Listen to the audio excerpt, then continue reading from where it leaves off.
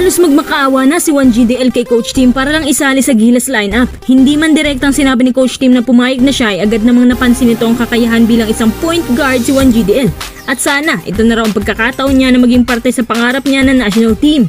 Malaking karangalan daw na mapabilang sa ganun kalaking kompetisyon at ang dami-daming nade-demand na sana isama na si 1GDL dahil marami siyang capabilities na pwedeng makatulong sa Gilas. Higit sa lahat, napakataas ng shooting percentage niya ngayon.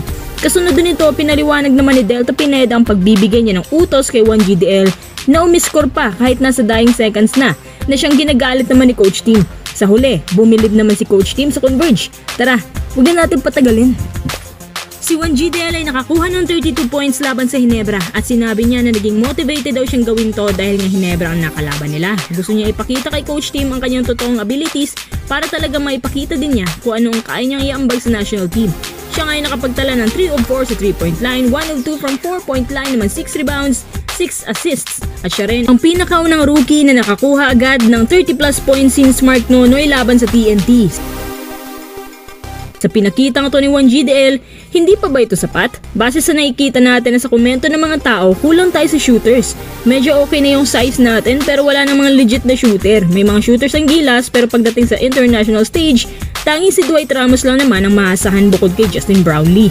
Kaya maraming mga taong nagsasabi na wag na raw sanang patagalin. Kung may willing na sumali at capable naman siya, bakit di agad kunin? Si 1GDL din ay naging consistent sa loob ng ilang games lamang at bibihira mo lang tumakita sa isang rookie. Most probably sa mga first picks. Kadalasan kasi sa kanila dahil mataas ang expectation sa mga first picks kaya yung iba nagiging draft bust kasi napapressure na lang. Pero sa 1GDL ang taas talaga ng kumpiyansa niya. Naniniwala ako na ito ang mga kailangan ng ating national team. Yung hindi takot kahit sino pa man ang makakabangga. Yung ibang bansa nga sila mismo nagmamakaawa na sumali ang mga players nila. Dito sa Pilipinas kailangan yung mga players pa talaga ang magmakaawa.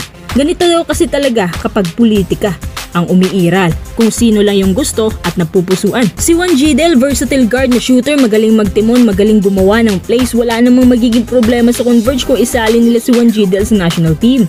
Ang problema yung humahawak. Kahit yung SBP lang sana umaksyon nang mabigyan si 1GDL na pagkakataon. Pero baka hindi rin masyadong gagamitin ni Coach Tim si 1GDL. Naku, sayang naman. Tungkol nga pala sa naging laban ng Converge at Ginebra na kung saan naggalit ng husto si Coach Tim dahil sa ginawang pagpupush pa rin sa basket ng Converge kahit nasa dying seconds na. Sa katunayan, ganito talaga si Coach Tim kapag pakiramdam niya na nade-disrespect siya.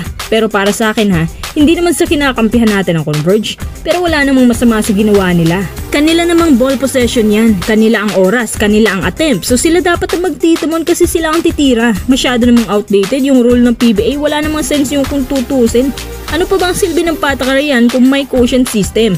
Paliwanag ni Gov Delta, kailangan daw nilang lakihan yung quotient nila kasi baka sa mga losses ng Converge, tapos mapapang-abot ang mga team sa ibaba, may panlaban sa quotient ang Converge. Which is reasonable naman, kaya ang simpatya ng mga tao na sa Converge talaga. Dapat di na mag-react si Coach Tim ng ganun kasi parang lumalabas na napakaiyakin pala niya. Winningest coach pa naman siya. At kahit yung mga winningest coaches, natatalo din naman. Pero in fairness kay Coach Tim pagkatapos ng laban, saludo naman siya kay Coach Delta Pineda at sa pinakita ng 1GDL at ng buong Converge. Lubos daw siyang humahanga sa manakita niya. At alam daw niya na sa kaunting panahon magiging isang title contender na sila kapag intact ang kanilang lineup. Sang-ayon din ako na nakakatakot ang Converge kapag kumpleto sila. Halos puro legit scorers lahat ang nasa lineup, kahit yung mga nasa second unit. Lalo na kapag mababatak sila. Sa mga playoff situation, siguradong sabay-sabay silang mahahasa gaya ng rain or shine.